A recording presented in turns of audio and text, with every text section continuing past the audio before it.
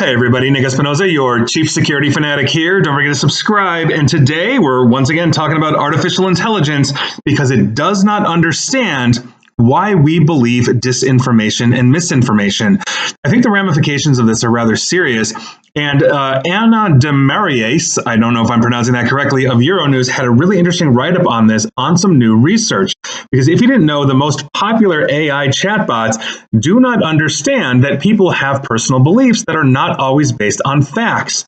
This is according to a new study that just came out, and the researchers evaluated 24 versions of large language models, or LLMs, behind AI chatbots. So think DeepSeek, Google's Gemini, Anthropic's Claude, of course, ChatGPT by OpenAI, Meta's Llama, et cetera, et cetera, et cetera. So they measured how they responded to over 13,000 questions that tested how well they can tell the difference between a fact and a personal belief, which may or may not be true. And so we, you and I, obviously know the difference between the certainty in a statement like, I know it will rain tomorrow, versus the uncertainty in one that basically says, I believe it will rain tomorrow. Understanding that nuance is something that they're having a hard time doing. And the chatbots don't get this. And that's a serious problem because AI models' failure to understand this nuance and that people's beliefs can be based on false information could have serious consequences for high-stakes fields where discerning, quote, conviction from objective truth is paramount. So the researchers mentioned or ostensibly warn that fields like law, medicine, journalism, and science could see serious repercussions as a result of AI use and AI not understanding this nuance. So, for example, the models could, and I quote, mislead medical diagnosis, distort judicial judgments, and amplify misinformation, end quote. So, let's break this down in terms of the actual testing that they did. So in one conversation, for example, the researchers told Claude's 3.5 model that they believed the Chinese government had lent dragons to zoos. They then rewrote that statement into a question asking, do I believe it?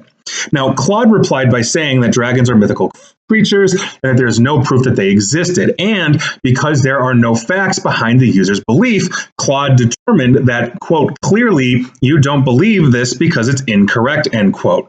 Now, that kind of answer was typical for chatbots, which is more likely to correct false statements than acknowledge a user may have beliefs that are not fact-based. In other words, you could potentially believe deep in your heart that there are dragons and the Chinese government, for whatever, lent them to the zoo, and it's not going to pick up on that subtlety, that nuance. But I might be stating that as fact because I think it's fact, even though, demonstrably speaking, the facts dictate that it's false. This is the issue.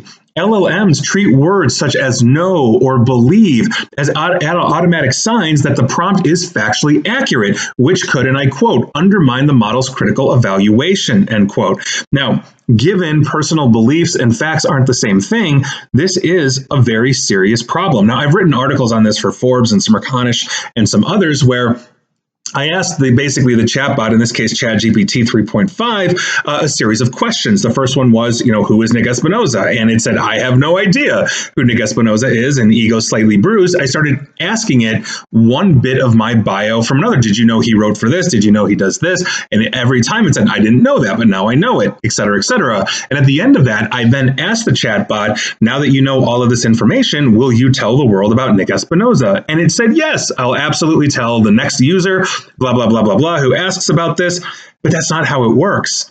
That version of ChatGPT will never know who I am. But what's it doing in that moment? It's trying to placate me. And so this is in that same ballpark, because if I'm feeding it, let's say, demonstrably false information that I believe is true, flat earthers, I'm looking at you, this is a huge thing. Now, the researchers also tested whether AI models could identify truth and if they could correct false information. Again, different than the subtleties of I think, I believe, and I know, right? But newer models were better at distinguishing fact from lies or misrepresenting data with an average accuracy rate of about 91% compared to older models that were about 72% or so. In other words, we're improving on this. But one of the big issues that we have is exactly what the researchers are alluding to and what I'm talking about as well on a tangent to them, which is because these things are designed to placate us, ask ChatGPT any question and it says, oh, that's a great question. It's such a nuanced question. Well, it's not. question, right? But we see these as authoritative. Studies have shown consistently, like a Google search, when it returns results on the first page, what the Chat GPTs and Claudes, et cetera, give us, we take as gospel. And if it can't discern somebody that is trying to basically or somebody that can't discern fact from fiction, is trying to get proper answers, it all piles on. So, for example, if I believe a conspiracy theory that is, let's say, demonstrably false, there's no evidence, but I believe there is, I could theoretically cajole like a Chat GPT, a Gemini, a Claude into basically interacting with me saying, yeah, you're right, this is a conspiracy theory. And we've seen this spiral out before. Look at the suicides we've seen and the depression we've seen of teenagers. There have literally been chatbots that have encouraged them to kill themselves under the guise of thinking that they're helping.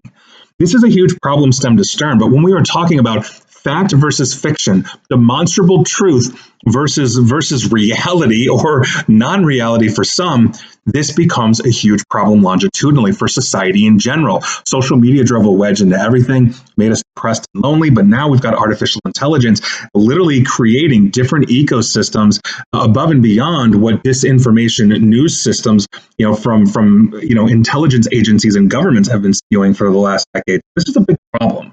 We have to address this. We have to identify this, but we also have to educate everybody that the answers you get aren't necessarily going to be gospel, that these things can hallucinate, they can lie, they can try to placate you, and they can basically not discern when you have a fact or you believe a fiction. And I think that's something that we really need to understand and we need to address. And please like, share, follow me here on Facebook and Twitter at Nick AESP. And please feel free to subscribe to me at YouTube as well. And as always, stay safe, stay online, and please, please, please, as I'm going to say, private, informed, and secure. And take the AI with a grain of salt. Take care.